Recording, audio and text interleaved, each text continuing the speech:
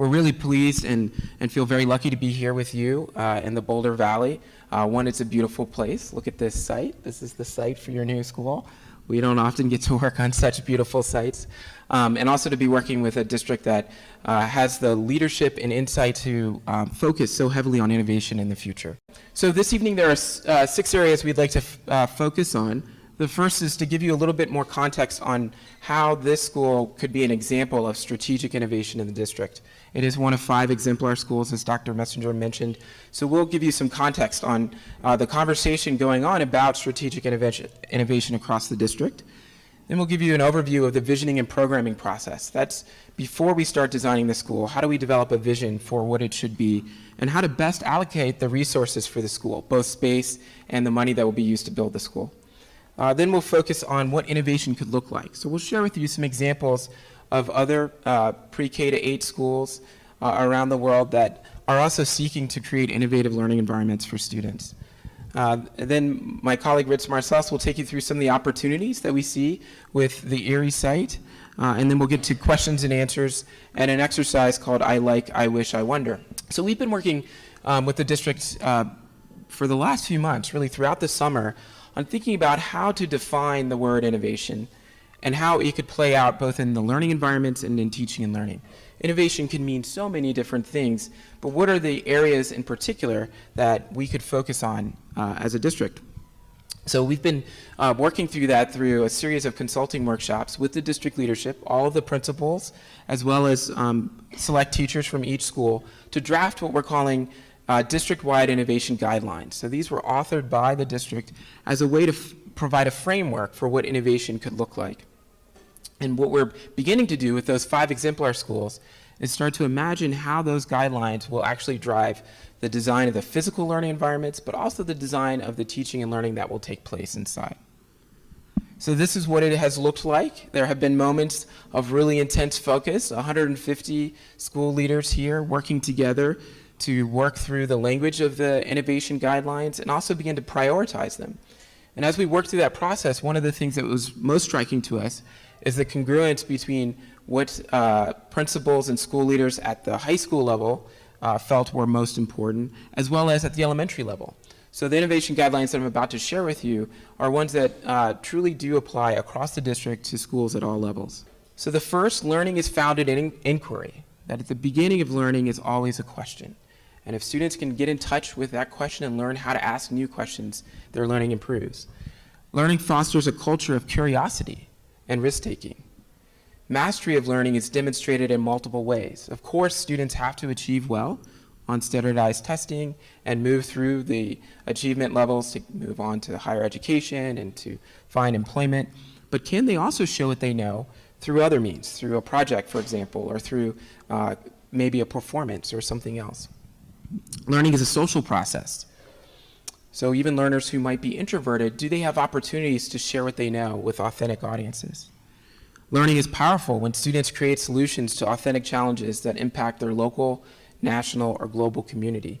We've been impressed as we've spent some time in the district at how many school gardens there are and how many opportunities there are for students to work outside and not only help produce to grow, but then to even in some cases use it in their cafeteria and enjoy the harvest. And the last is that learning is personalized and learner-led.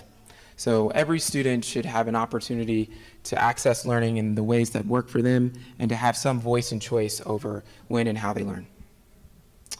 So what we've been doing with these exemplar schools and ultimately with all the schools in the district is asking them to think about these guidelines that again have been authored by the district and to apply them to their school. So learning as a social process might look different for a high school than it might for an elementary school. So how do we make that specific and unique to each school? So the schools are working through a process of thinking about those innovation guidelines and defining values and principles that will shape how teaching and learning happens in their new building and also how the new building is designed. So these cornerstones are really the rudder that will steer the ship through all of the decisions that need to be made about the design. So let me give you an overview of the visioning and programming process. So visioning and programming is a little bit like pre-design. Before we actually design the building, we want to have a clear vision for what it should be like and how it should support teaching and learning. And then we should also have an understanding of what spaces are essential to be inside the building. And this is really important because all of you personally have invested quite a bit in this process, right? We want to make sure that every one of those dollars has impact on teaching and learning for your children. So by establishing priorities through the innovation guidelines and moving through a rigorous visioning and programming process, we can be sure that the decisions that are being made will have impact on teaching and learning. So we're going about that through a couple of phases. The first is discovery, which is where we really try to understand the site, discover the unique opportunities of the site, and the values that will drive education. The second is to develop a concept and programming, and that's, again, that list of spaces that are in the school. And then to develop a final concept that kind of brings together the vision and some early design concepts for how that might play out on the site. And at that point, we can then move into schematic design, which is when we really put pencil to paper, or I guess these days really mouse to table, and start thinking through how we actually design and shape the school. And that then leads through many other phases in the design process and ultimately the construction of the school. So I want to share with you a dashboard, a discovery dashboard, which is a way that we are thinking of capturing the process so that all of you can follow along as the process happens. This is a website at discoveryerie.com. Okay, so here you can see the dashboard. So Discovery Erie splash that. And what's great about this dashboard, if I can get to it here, is here we go. Is we're able to collect for you a discussion about the process that I just shared so that you can go back and look at that.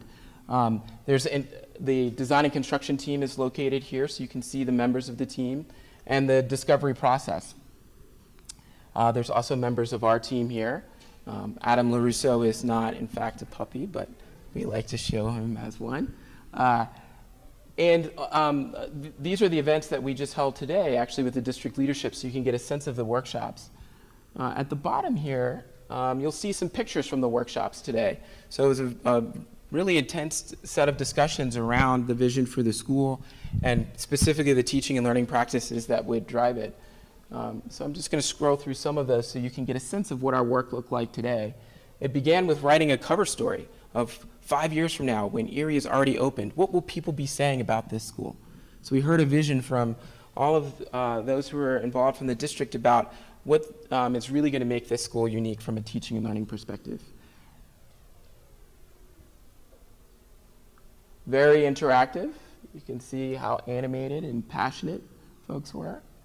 And lots of different products that we produced. Here's one of those storyboards. We even got to some early concepts and sketches of how the school might be organized.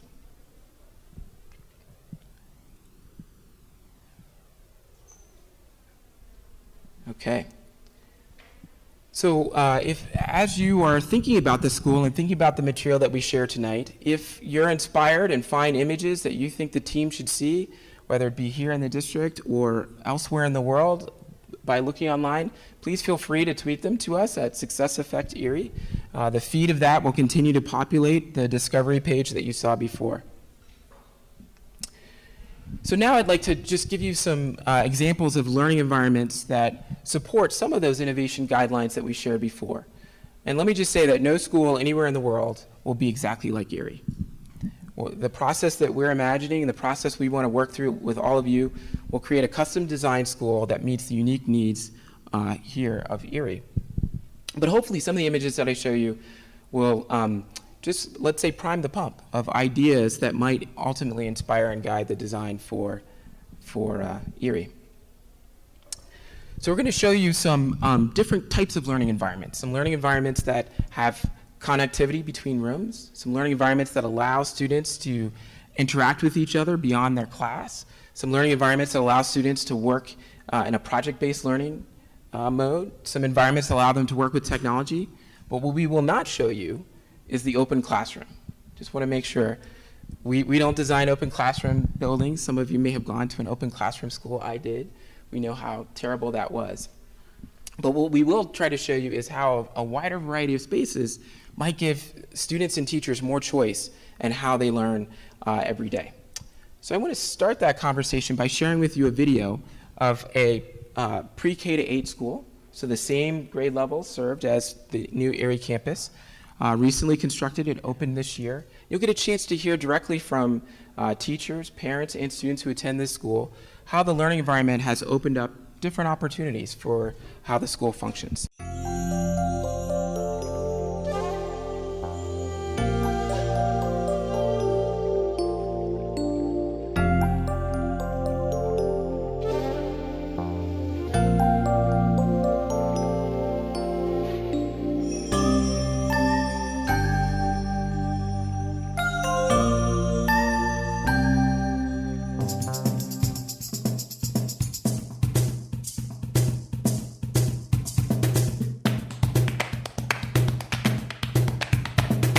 The school is designed to be relevant to today's learner, which means it doesn't look, feel, or function the same as a traditional school or a school that you and I may have attended.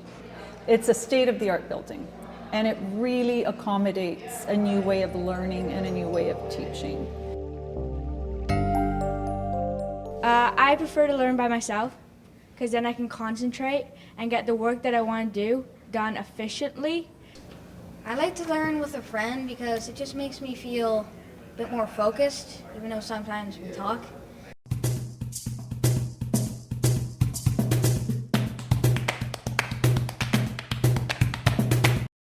Our school is built with 9 learning communities, and each learning community is comprised of 3 or 4 classes. And the teachers within that learning community co-plan and co-teach together. Everything I'm doing is on display. My colleagues and I are constantly hand signals or chatting with each other or are collaborating on the fly as needed, so we can be very flexible with our teaching. The school is really open to bringing in parents and bringing in parents on a lot of different levels. It is a really inviting space around here, and we find that the teachers actually open the doors to their community so that the parents and the kids in the morning can do family reading together.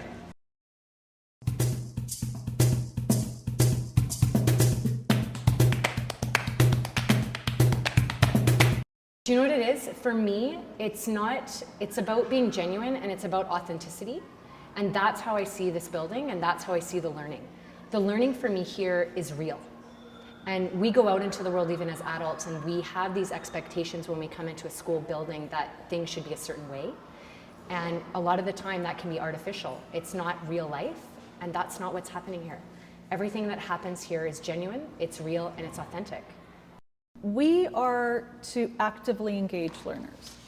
And beyond that, learners are the ones that are supposed to be cognizant of what they need to do, their goals, how they're going to achieve them. Here at Norma Rose Point School, you get to pick on your level of ability and your skill. So you have the opportunity to go to different classes and learn from different teachers depending on your grade level, if you're just on your grade level, or if you have extended your knowledge further.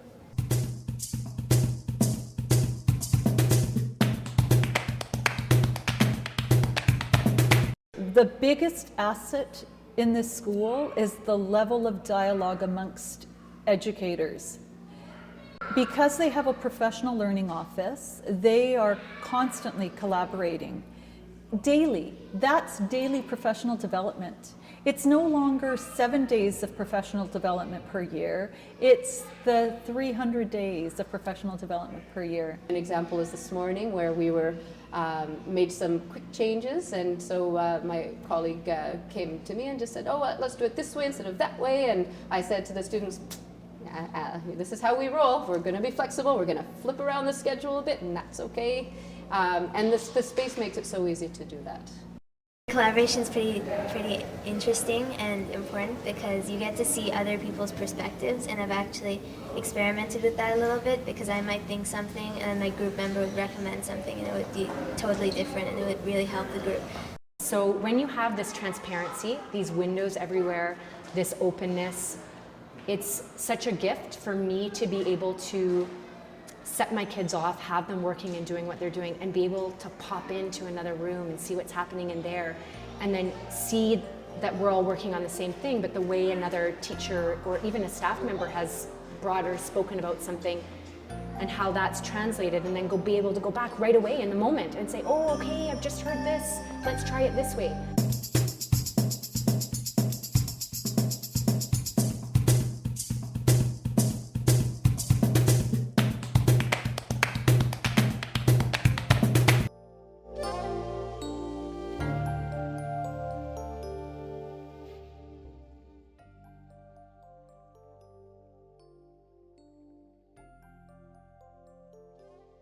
So I just wanted to also share that this idea of creating a wider variety of space for different types of learning is not new. This is an active learning studio space at Stanford, at the Stanford D School. It's designed about 8 years ago now. And so the D School, as many of you may know, is an interdisciplinary school that combines design thinking with business. And so students there are prototyping all sorts of new inventions and also developing business plans about how they would come to the market.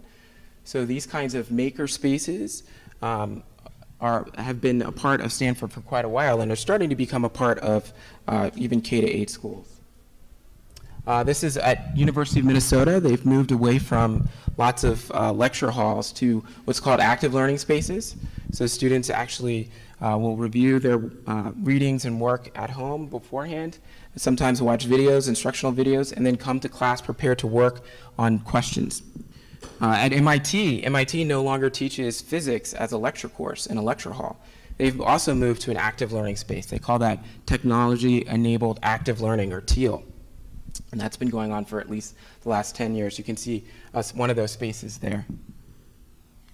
Problem-based learning spaces. These are in small group rooms where students can debate ideas and develop new solutions to problems.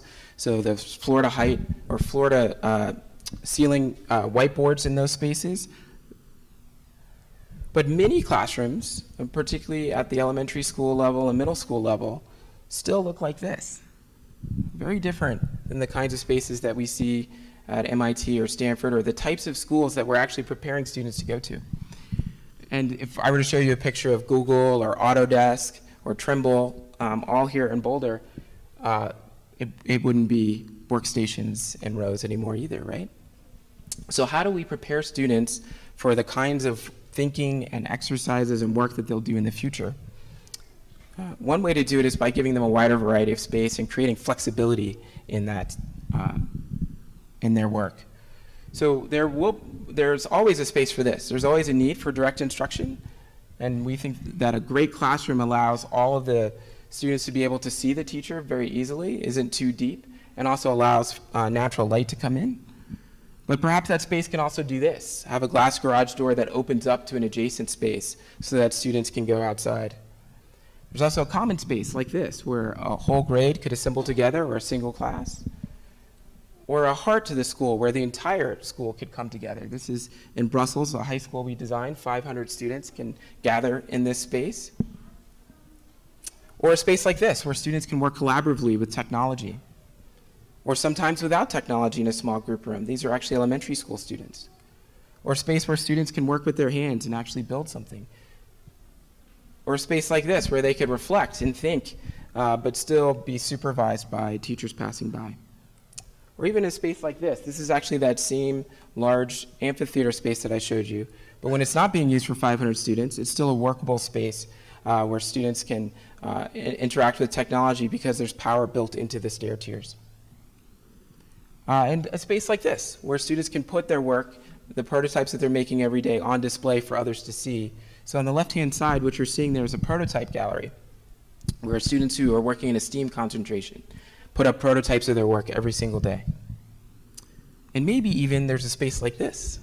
This is a school in San Antonio, a tree house, one of the favorite places for kids, but it also turns out one of the favorite places for adults. The board meetings for this school in San Antonio are actually held in this tree house. So how do we do that? How do we open up more choices and more variety? This is the traditional school layout. Maybe some of you went to a school like this, where there are classrooms on both sides of the corridor. But in the same amount of space, by moving some things around, we can actually create a wider variety of space to support what we would call the creative age, where information is ubiquitous. It takes less than 15 seconds to Google the answer to almost any question. So it's not about the content, but it's about learning the skills. And the strategic plan lays out an amazing vision for the skills that are going to make students successful in the 21st century. So how do we create a physical environment that supports that? How do we make it safe? We know that safety and security is a priority for every community, and especially a priority here in Erie. So I did want to share with you some research that's being done nationally about how to make schools safe while still making them positive environments that allow for daylight, like you've seen in some of the images and in the video, and connections between spaces. So there's a branch of social science. It's called Crime Prevention Through Environmental Design. It's been around since the 60s. Has looked at how design choices can actually make a place safer.